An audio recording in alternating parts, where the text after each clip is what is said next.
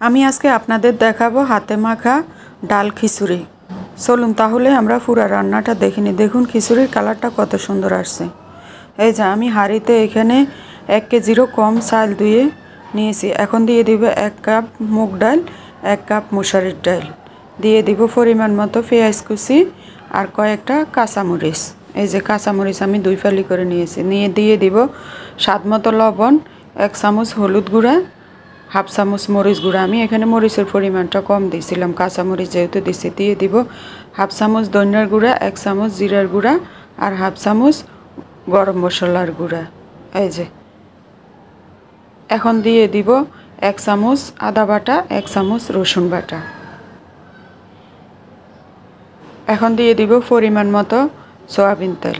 আমি এখানে সয়াবিন তেল ব্যবহার করছি। আর দিয়ে দিব 2টা তেজপাতা। এই যে দিয়ে আমি এখন এটাকে হাতের সাহায্যে ভালো করে মেখে নিব। এটাকে হাতের সাহায্যে ভালো করে মেখে আমি এটাকে 15 থেকে 20 মিনিট ম্যারিনেট করে রেখে দিবে। এভাবে আপনারা একবার হলেও খিচুড়ি বাসায় রান্না করে খাবেন। অনেক মজা হাতে মাখা খিচুড়ি। এখন আমি এটাকে ম্যারিনেট করে রেখে দেব। এখন আমার হাতে মাখা হয়ে গেছে। চলুন তাহলে আমি এখন রান্নাটা শুরু করি। আমি এখন এখানে পানি দিব না, 2 থেকে 3 মিনিট এটাকে আমি এভাবে ভেজে নিব। দেখুন আমি এটাকে এভাবে ভেজে নিচ্ছি। এই যে ভেজে নেওয়ার পরে আমি এখানে দিয়ে দিব গরম পানি। আমি এখানে গরম পানি ব্যবহার করছি, কেউ চাইলে ঠান্ডা পানি ব্যবহার করতে পারেন, কোনো সমস্যা নেই। আমি এখানে আমার পরিমাণ মতো আমি গরম পানি দিয়ে দিছি। দিয়ে আমি এটাকে ঢাকনা দিয়ে রান্না করে নেব। আপনারা কে কোথায় থেকে আমার ভিডিওটি দেখেন কমেন্ট করে জানাবেন। এই যে দেখুন আমার খিচুড়িগুলা অর্ধেক হয়ে আসছে। আমি এখন এটাকে একটু উল্টিয়ে পাল্টিয়ে আরও 3 থেকে 4 মিনিট এটাকে ঢাকনা দিয়ে একটু দমে রেখে দিব। এই যে আমি এখন এটাকে একটু দমে রেখে দিব।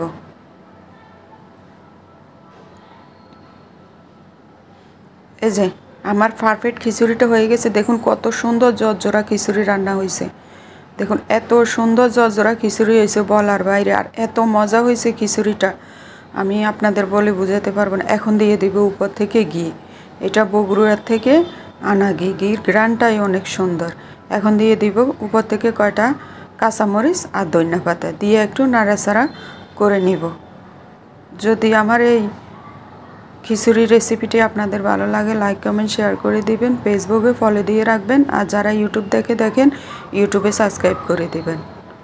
এই যে এত মজা হয়েছে খিচুড়িগুলো। আমি আপনাদের একটু প্লেটে উঠিয়ে দেখেছি, কত মজা হয়েছে আপনাদের বলতে পারবো না।